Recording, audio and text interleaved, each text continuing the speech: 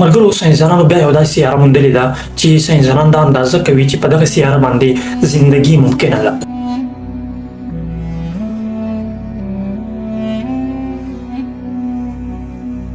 ولې چې تاسو ته پته ده چې ساینسدانان خلا ته ولې ځي، یو خو چېرته یو بل مخلوق وګوري یا چېرته یو داسې سیاره وګوري چې په کوم سیاره باندې زندګي ممکنه وي او بیا په مستقبل کې هغې سیارې ته انسانان شفټ کړي. نو بالکل همدغه شان ساینسدانانو یو سیاره موندلې ده چې د کومې سیارې نوم کیپلر 186F دی، یعنې د هغې سیارې دا نوم دی.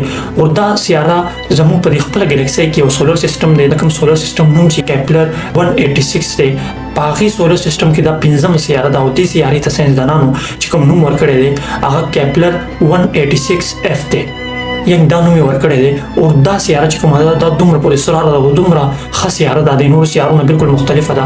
ولې چې دا سیارې هم شته چې په هغې کې د اور بارانونه کېږي، د هیرو بارانونه کېږي او د ویلې شوي اوسپنې سیلابونه پکې راځي. خو دا سیاره چې کومه ده په دې کې بالکل ساینسدانانو بوټي کتلي دي، ونې بوټي کتلي دي او هغوی دا اندازه کړې ده چې په دغه سیاره کې به زندګي ممکنه وي.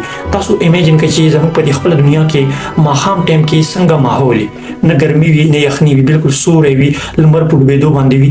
دا سیاره چې کومه ده کیپلر 186F دا سیاره بالکل همدغه شان ده. په دې کې به ټول عمر چې دی هغه د ماښام ماحول وي، یعنې ماښام څنګه په دنیا کې ماحول وي چې لمر بالکل ډوبېدو کې وي او نه ګرمي وي نه یخني وي، نو په دغه سیاره کې به همدغه شان ماحول وي، د ماښام په شان ماحول وي، یعنې نه به یخني وي نه به ګرمي وي. خو په دغه سیاره کې چې کوم ونې بوټي دي نو هغه په سور کلر کې دي، سور رنګ کې دي. نو څنګه چې ساینسدانان ترقي کوي او ټکنالوژي په میدان کې مخکې ځي نو همدغه شان نوې نوې سیارې مخې ته راځي. خو دا سیاره چې کومه ده دا 1500 لایټ ایر لرې ده. نو دلته ساینسدانان هار ومني، هغوی دلته دا ووایي چې دا بالکل ناممکنه خبره ده. ولې چې 1500 لایټ ایر دا ډېره غټه فاصله ده.